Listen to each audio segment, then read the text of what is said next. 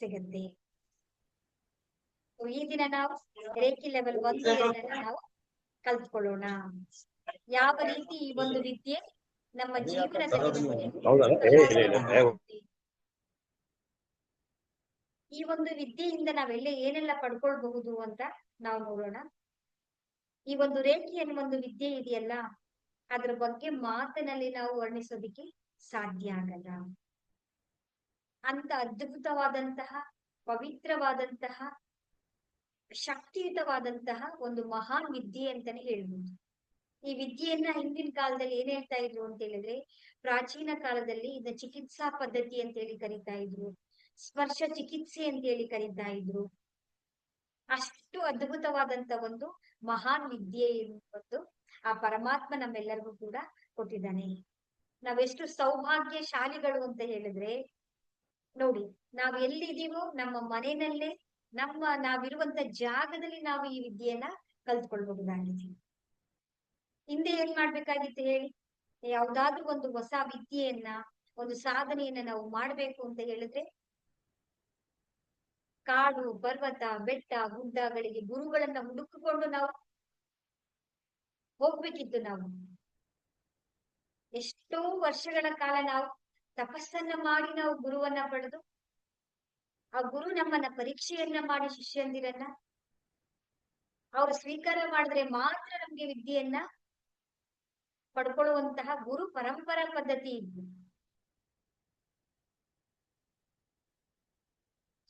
ಅವರು ಅಂದ್ರೆ ಯಾವ ಶಿಷ್ಯರಿಗೆ ಅವ್ರಿಗೆ ಹೇಳ್ಕೊಡ್ಬೇಕು ಅಂತ ಹೇಳಿ ಆ ಪರಮಾತ್ಮನ ಆದೇಶ ಆಗುತ್ತೋ ಅವರಿಗೆ ಮಾತ್ರ ವಿದ್ಯೆಗಳನ್ನ ಕಲಿಸ್ಕೊಡ್ತಾ ಇದ್ರು. ಆದ್ರೆ ನಾವು ಎಂತಹ ಯುಗದಲ್ಲಿ ಇದೀವಿ ಅಂತ ಹೇಳಿದ್ರೆ, ಅಂತ ಅದ್ಭುತವಾದಂತಹ ಯುಗದಲ್ಲಿ ನಾವು ಇಟ್ಟಿದ್ದೀವಿ. ಹಾಗಾದ್ರೆ ನಾವು ಎಷ್ಟು ಭಾಗ್ಯಶಾಲಿಗಳು, ಎಷ್ಟು ಸೌಭಾಗ್ಯಶಾಲಿಗಳು. ಆ ಪರಮಾತ್ಮನ ಅನುಗ್ರಹ ನಮ್ಮ ಮೇಲೆ ಎಷ್ಟಿದೆ ಅಂತ ಹೇಳಿದ್ರೆ, ಅದು ಮಾತಿನಲ್ಲಿ ನಾವು ವರ್ಣಿಸೋದಿಕ್ಕೆ ಸಾಧ್ಯ ಆಗುದಿಲ್ಲ. ನೀವೆಲ್ಲರೂ ಕೂಡ ನಿಮ್ಮ ಅಮೂಲ್ಯವಾದಂತ ಸಮಯವನ್ನ ಕೊಟ್ಟು ಈ ವಿದ್ಯೆಯನ್ನ ಕಲಿಬೇಕು ಅಂತ ಹೇಳಿ ನೀವು ಬಂದಿದ್ದೀರಲ್ಲ, ನಿಮ್ಮೆಲ್ಲರಿಗೂ ಕೂಡ ಹೃದಯ ತುಂಬಿದ ನಮಸ್ಕಾರಗಳು. ಯಾಕೆ ಅಂತ ಹೇಳಿದ್ರೆ, ಆ ಪರಮಾತ್ಮನ ಅನುಗ್ರಹ ಇಲ್ಲದೆ ಯಾರು ಕೂಡ ಈ ವಿದ್ಯೆಯನ್ನ ಕೇಳೋದಕ್ಕೂ ಸಾಧ್ಯ ಇಲ್ಲ, ಅದರಲ್ಲಿ ಪಾಲ್ಗೊಳ್ಳೋದಕ್ಕೂ ಸಾಧ್ಯ ಇಲ್ಲ. ಆದ್ರೆ ಸಮಯದ ಬಂದಿದೆ ನಮ್ಮೆಲ್ಲರಿಗೂ ಕೂಡ ಜೀವನದಲ್ಲಿ ಒಂದು ಚಮತ್ಕಾರ, ಒಂದು ನಮ್ಮ ಸಮಯ, ಸರಿಯಾದಂತ ಸಮಯ ನಮಗೆ ಬಂದಿದೆ. ನಾವು ಈ ದಿನ ಈ ಒಂದು ನಾವು ಕ್ಲಾಸಿಗೆ ಜಾಯಿನ್ ಆಗಿರ್ಬಹುದು, ಯಾವ್ದಾದ್ರು ರೀತಿಯಾದಂತ ಒಂದು ಸಮಸ್ಯೆಗಳಿರ್ಬಹುದು, ಚಾಲೆಂಜಸ್ ಇರ್ಬಹುದು, ನಮ್ಗೆ ತೊಂದರೆಗಳಿರ್ಬಹುದು, ಯಾವ್ಯಾವ್ದಾದ್ರೂ ಮಾಹಿತಿಗಳ ಮುಖಾಂತರ ನಾವು ಈ ಒಂದು ಗ್ರೂಪಿಗೆ ನಾವು ಜಾಯಿನ್ ಆಗಿರ್ಬಹುದು. ಯೂಟ್ಯೂಬ್ ನ ಮುಖಾಂತರ ಆಗಿರ್ಬಹುದು, ವಾಟ್ಸಪ್ ನ ಮುಖಾಂತರ ಆಗಿರ್ಬಹುದು, ಸ್ನೇಹಿತರ ಮುಖಾಂತರ ಆಗಿರ್ಬಹುದು, ಯಾವುದೇ ರೀತಿಯಲ್ಲೂ ಕೂಡ ನಾವಿಲ್ಲಿ ಬಂದು ಜಾಯಿನ್ ಆಗಿದ್ದೀವಿ ಅಂತ ಹೇಳಿದ್ರೆ, ಇದೆಲ್ಲವೂ ಕೂಡ ಆ ಪರಮಾತ್ಮನ ಒಂದು ಪರೀಕ್ಷೆ. ಯಾಕೆ ಹೇಳಿ ಅಂತ ಹೇಳಿದ್ರೆ, ನಿಮಗೆ ಏನ್ ಬೇಕು ಪರೀಕ್ಷೆಯನ್ನು ಕೊಟ್ಟು ನಿಮ್ಮನ್ನ ಆ ಪರಮಾತ್ಮ ಗೆಲ್ಲಿಸೋದಿಕ್ಕೋಸ್ಕರ ಕೊಟ್ಟಿದ್ದಾನೆ, ಸೋಲ್ಸೋದಿಕ್ಕಲ್ಲ. ಗೆಲ್ಲೋದಿಕ್ಕೆ, ಮುನ್ನಡೆಯೋದಿಕ್ಕೆ, ಜೀವನದಲ್ಲಿ ಮುನ್ನುಗ್ಗೋದಿಕ್ಕೆ, ಮುನ್ನುಗ್ಗುವ ದಾರಿಯನ್ನ ನಾವು ಕಂಡುಕೊಳ್ಳಬೇಕಾಗಿದೆ. ಯಾವುದು ದಾರಿ ಕಾಣದೇ ಇದ್ದಾಗ ಒಂದು ಸ್ಪಷ್ಟ ಒಂದು ದಾರಿ ನಮ್ಗೆ ಬೇಕಲ್ಲ, ಆ ದಾರಿಯನ್ನ ತೋರಿಸ್ಕೊಳ್ಳೋದಿಕ್ಕೋಸ್ಕರ ಆ ಪರಮಾತ್ಮ ನಿಮ್ಮನ್ನ ಪರೀಕ್ಷೆ ಮಾಡ್ತಾ ಇದ್ದಾನೆ ಅಷ್ಟೇ. ಆ ಪರೀಕ್ಷೆಯನ್ನು ನಾವು ಗೆದ್ದು ಬಿಟ್ರೆ ನಮ್ಮ ಸರಿಯಾದಂತ ದಾರಿ ನಮ್ಗೆ ಸಿಗ್ಬಿಡುತ್ತೆ. ನಾವು ಪರೀಕ್ಷೆ ಬರೀತಾ ಇದೀವಿ ಅಂತ ಹೇಳಿದ್ರೆ ನಾವು ಸರಿಯಾದಂತಹ ದಾರಿಯಲ್ಲಿ ನಾವು ನಡೀತಾ ಇದ್ದೀವಿ ಅಂತ ಹೇಳಿ ಅರ್ಥ.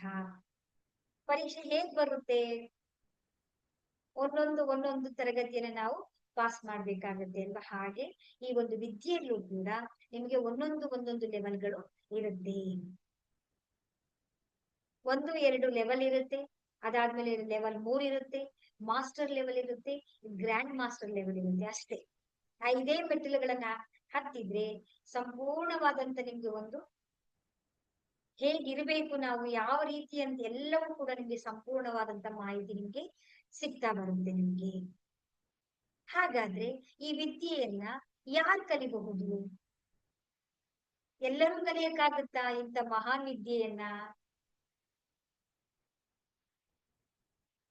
ಸೊ ಯಾರಿಗೆ ಆಸಕ್ತಿ ಇದೆಯೋ, ನಾ ಹೇಳುವಂತ ಮಾತುಗಳನ್ನ ಯಾರು ಅರ್ಥ ಮಾಡ್ಕೊಳಕ್ಕಾಗುತ್ತೋ ನಾನು ತುಂಬಾ ಸರಳವಾಗಿ ಹೇಳ್ಕೊಡ್ತೀನಿ.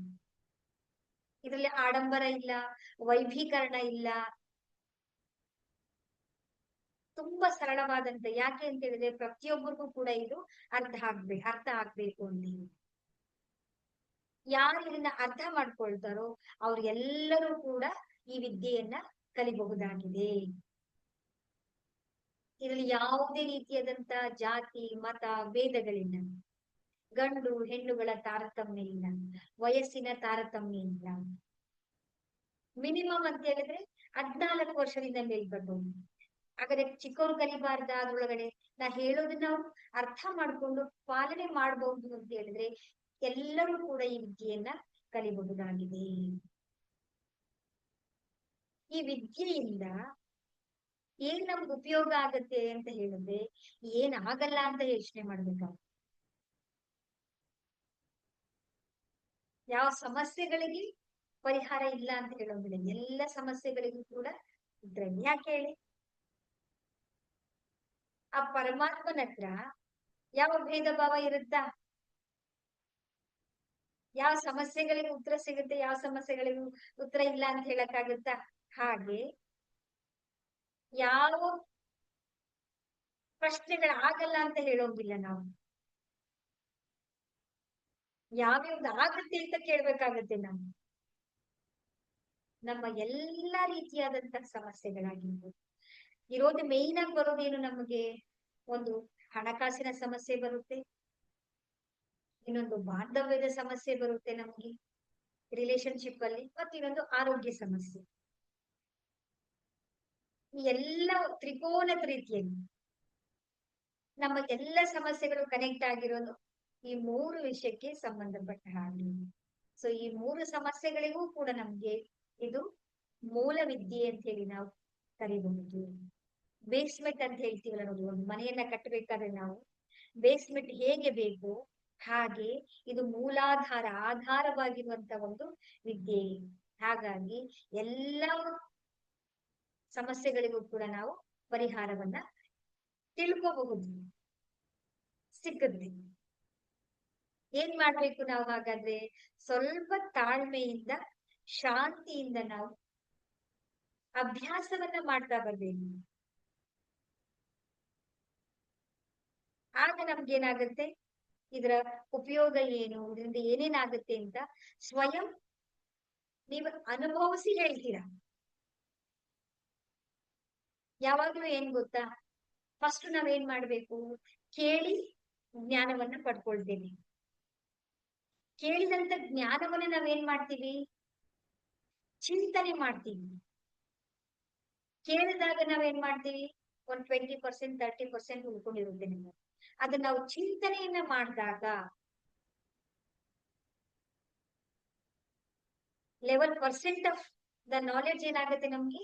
ಜಾಸ್ತಿ ಆಗ್ತಾ ಬರುತ್ತೆ.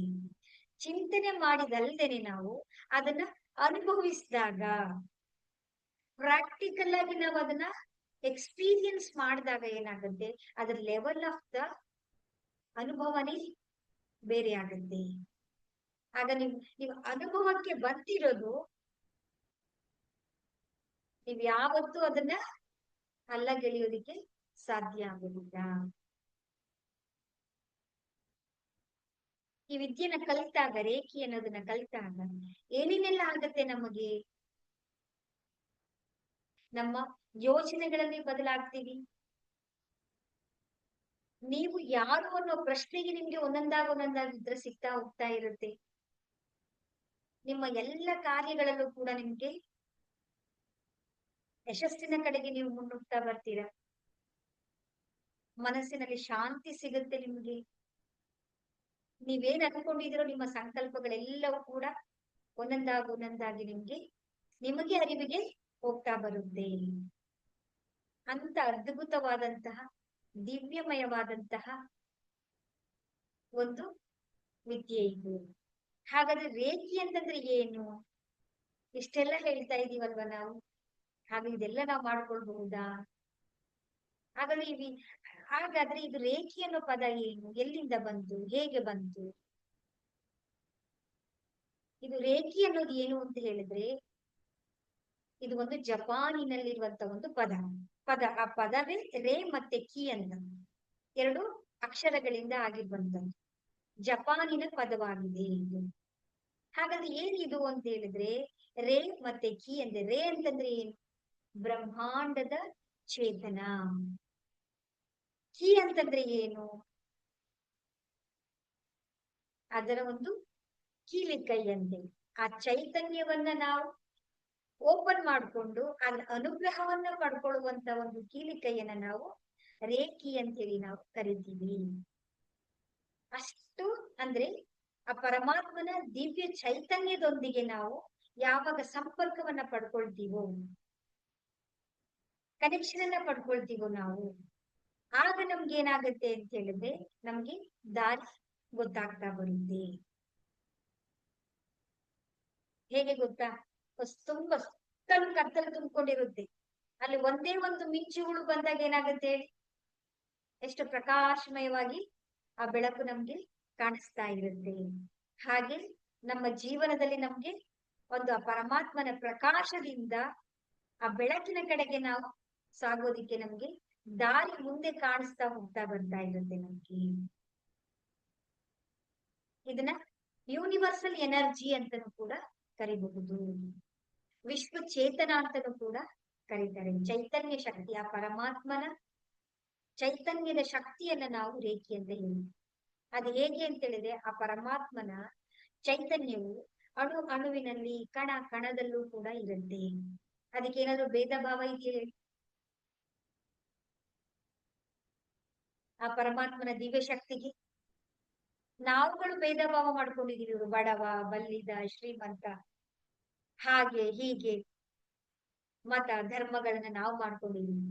ಆದ್ರೆ ಆ ದಿವ್ಯ ಚೈತನ್ಯದ ಮುಂದೆ ನಾವು ಹೋಗಿ ನಿಂತ್ಕೊಂಡ್ರೆ, ಅದಕ್ಕೆ ನಮ್ಮ ಪುರಾಣ ಕಥೆಗಳಲ್ಲಿ ಎಲ್ಲ ಕಡೆನೂ ಕೂಡ ಅದ್ಭುತವಾದಂತ ಎಕ್ಸಾಂಪಲ್ಸ್ ಗಳು ಕೊಟ್ಟಿದ್ದಾರೆ. ಅಂತ ಹೇಳಿದ್ರೆ, ಸರ್ವವ್ಯಾಪಿಯಾಗಿರುವಂತಹ, ಸರ್ವ ಕಡೆಯಲ್ಲೂ ಕೂಡ ವಿಸ್ತರಿಸಿರುವಂತಹ ಅದ್ಭುತವಾದಂತ ಒಂದು ಪರಮ ಚೈತನ್ಯವನ್ನ ನಾವು ರೇಖಿ ಅಂತೇಳಿ ನಾವು ಕರೀಬಹುದು.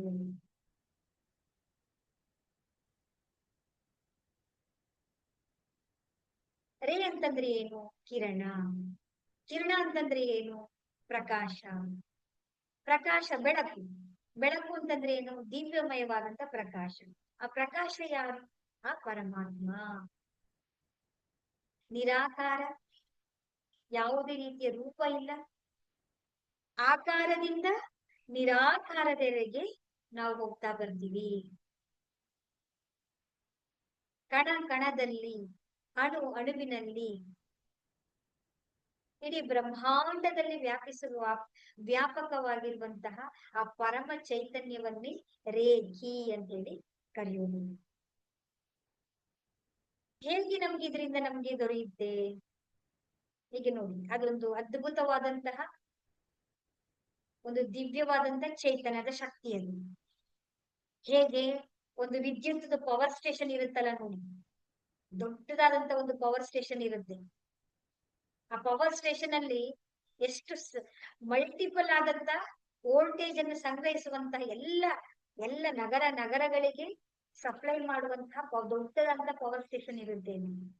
ಅಲ್ಲಿಂದ ನಾವೇನ್ ಮಾಡ್ತೀವಿ? ಅದ್ರ ಮುಖಾಂತರ ದೊಡ್ಡ ವೈರ್ ಗಳನ್ನ ಕನೆಕ್ಷನ್ ಮಾಡ್ಕೊಂಡು, ಹೌದಲ್ವಾ, ಎಲ್ಲ ಸಿಟಿಗಳಿಗೂ ನಾವೇನ್ ಮಾಡ್ತೀವಿ? ಕಂಬಗಳ ಮುಖಾಂತರ ಎಷ್ಟೇ ದೂರದಲ್ಲಿದ್ರು ನಾವು ಆ ವಿದ್ಯುತ್ ಅನ್ನ ನಾವು ತಗೊಂಡ್ಬರ್ತೀವಿ. ನಾವು ಆ ಕಂಬದಿಂದ ನಾವೇನ್ ಮಾಡ್ತೀವಿ? ನಮ್ಮ ಮನೆಗೆ ತಗೊಂಡ್ಬರ್ತೀವಿ. ನಮ್ಮ ಮನೆಯಿಂದ ನಾವೇನ್ ಮಾಡ್ತೀವಿ? ಮೇನ್ ಸ್ವಿಚ್ ಅನ್ನ ಹಾಕೊಂಡು ಆನ್ ಮಾಡಿದ ತಕ್ಷಣ ನಮ್ಮ ಮನೆ ಒಳಗಡೆಗೆ ಬಂದಿರುತ್ತೆ ಪವರ್. ನಾವು ಜಸ್ಟ್ ನಾವೆಲ್ಲಿ ಕೂತಿರ್ತೀವೋ ಕೋಣೆಯಲ್ಲಿ, ಆ ಸ್ವಿಚ್ ಅನ್ನ ಆನ್ ಮಾಡಿದ ತಕ್ಷಣ ಏನಾಗುತ್ತೆ? ಪ್ರಕಾಶ ಬರುತ್ತೆ. ಹೌದಲ್ವಾ? ಹಾಗೆ ಆ ಪರಮಾತ್ಮನ ಅದ್ಭುತವಾದಂತ ಆ ಪ್ರಕಾಶದಲ್ಲಿ ನಾವೇನ್ ಮಾಡ್ಬೇಕು ಅಂತ ಹೇಳಿದ್ರೆ ನಮ್ಮ ಮನೆಗೆ ಅಥವಾ ನಮ್ಮ ಹೃದಯದಲ್ಲಿ ನಾವು ಅದನ್ನ ಸ್ಥಾಪನೆಯನ್ನ ಮಾಡ್ಕೊಳ್ಬೇಕು. ಅದ್ರ ಜೊತೆಗೆ ನಾವು ಕನೆಕ್ಷನ್ ಅನ್ನ ಕೊಟ್ಕೊಂಡಾಗ ನೋಡಿ, ಆ ಒಂದು ವಿದ್ ಪವರ್ ಸ್ಟೇಷನ್ ಇಂದ ನಮ್ಮ ಮನೆಗೆ ನಾವು ಸ್ವಿಚ್ ನ ಮುಖಾಂತರ ಹೇಗೆ ಕನೆಕ್ಷನ್ ಅನ್ನ ಮಾಡ್ಕೊಂಡ್ವಿ, ಹಾಗೆ ನಾವು ಆ ಪರಮಾತ್ಮನ ದಿವ್ಯ ಚೈತನ್ಯದೊಂದಿಗೆ ನಾವು ಕನೆಕ್ಷನ್ ಅನ್ನ ಮಾಡ್ಕೊಂಡಾಗ ಏನಾಗುತ್ತೆ, ನಮ್ಮ ಸಮಸ್ಯೆಗಳಿಗೆಲ್ಲವೂ ಕೂಡ ಉತ್ತರ ಸಿಗ್ತಾ ಹೋಗ್ತಾ ಇರುತ್ತೆ. ಹಾಗಾದ್ರೆ ಆ ಪರಮ ತತ್ವವನ್ನ, ಆ ಪರಮಾತ್ಮನನ್ನ, ಅದರ ಶಕ್ತಿಯನ್ನ ನಾವು ಅರ್ಥ ಮಾಡ್ಕೊಳ್ಬೇಕು ಅಂತ ಹೇಳಿದ್ರೆ ನಾವು ಈ ರೇಖೆಯನ್ನ ಕಲಿತಾ ಹೋಗ್ತೀವಿ. ಪ್ರಾಕ್ಟೀಸ್ ಮಾಡ್ತಾ ಮಾಡ್ತಾ ಮಾಡ್ತಾ ನಿಮ್ಗೆ ಅದ್ರ ಬಗ್ಗೆ ನಿಮ್ಗೆ ಗೊತ್ತಾಗ್ತಾ ಇರುತ್ತೆ.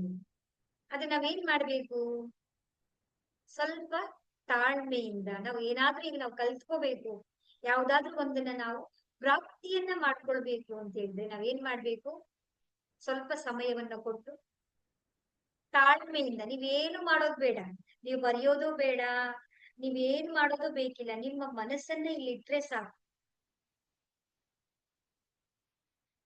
ನೀವು ಬಂದು ನೀವು ಕೂತ್ಕೊಳ್ಳಿ, ನಾ ಅದನ್ನೇ ಹೇಳೋದು, ನೀವು ಮನಸ್ಸಿಟ್ಟು ನೀವು ಬಂದು ಇಲ್ಲಿ ಕೂತ್ಕೊಳ್ಳಿ, ಆಮೇಲೆ ನೀವು ಆ ಬದಲಾವಣೆಯನ್ನ ನೀವೇ ಹೇಳ್ತಾ ಬರ್ತೀರ.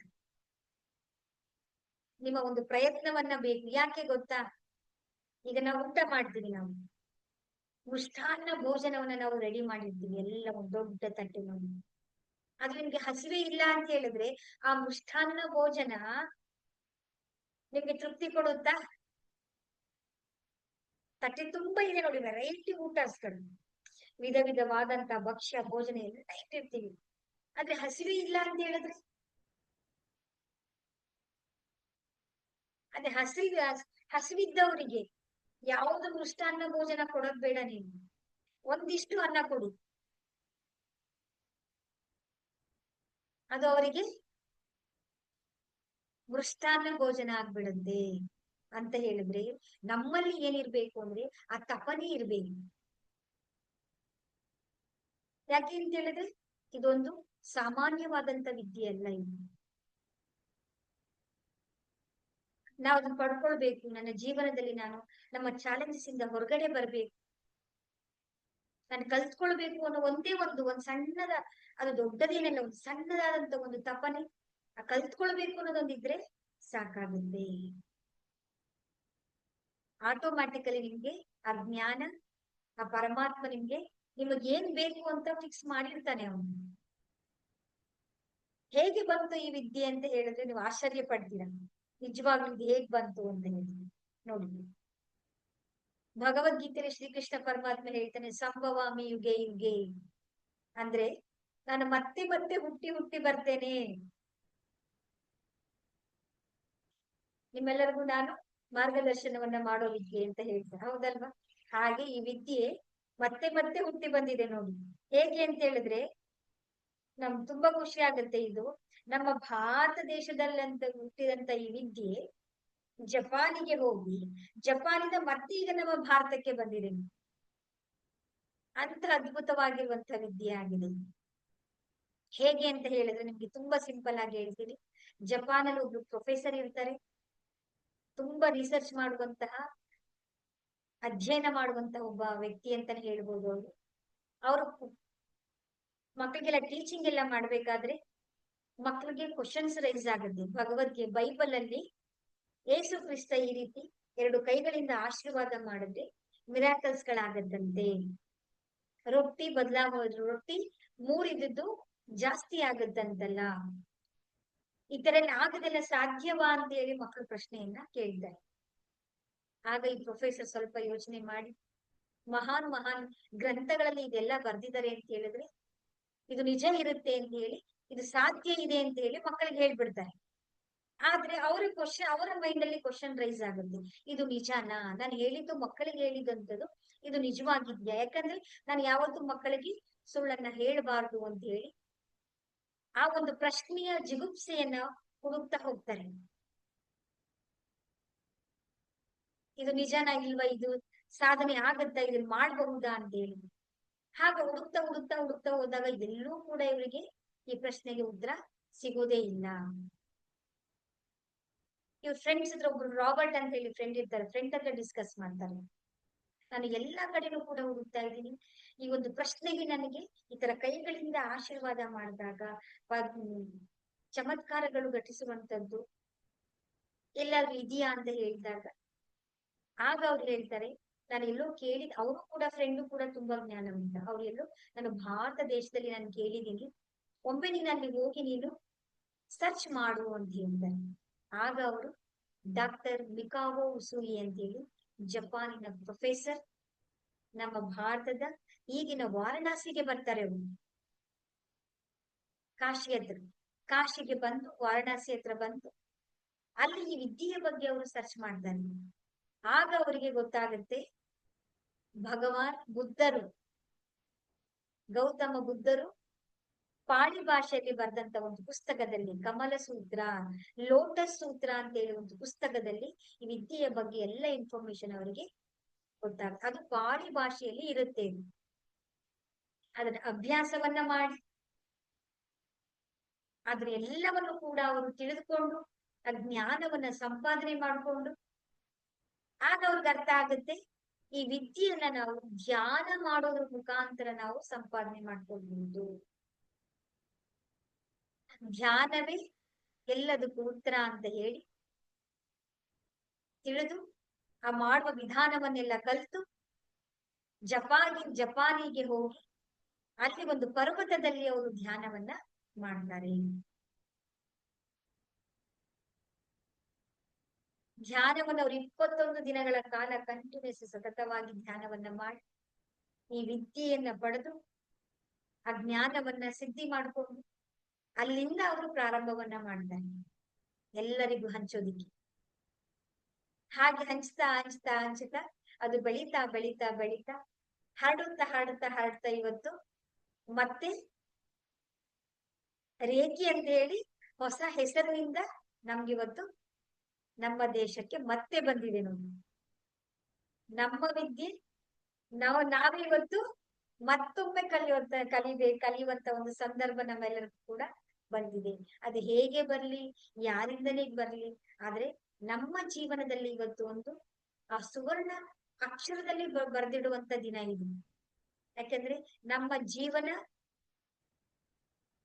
ಒಂದು ಪರಿವರ್ತನೆ ಆಗೋದಿಕ್ಕೆ, ಒಂದು ಬದಲಾವಣೆಯನ್ನ ಮಾಡ್ಕೊಳ್ಳೋದಿಕ್ಕೆ ಆ ಪರಮಾತ್ಮ ನಮ್ಗೆ ಒಂದು ಅವಕಾಶವನ್ನ ನಮ್ಗೆ ಕಲ್ಪಿಸಿಕೊಟ್ಟಿದ್ದಾನೆ ಅಂತ ಒಂದು ಇದು ರೇಖಿಯ ಇತಿಹಾಸ.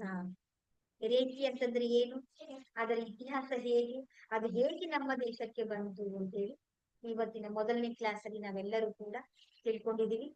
ಸೊ ನಿಮ್ಮೆಲ್ಲರಿಗೂ ಕೂಡ ಒಳ್ಳೇದಾಗ್ಲಿ. ಇದ್ರಲ್ಲಿ ಏನಾದ್ರೂ ಡೌಟ್ಸ್ ಇದೆಯಾ?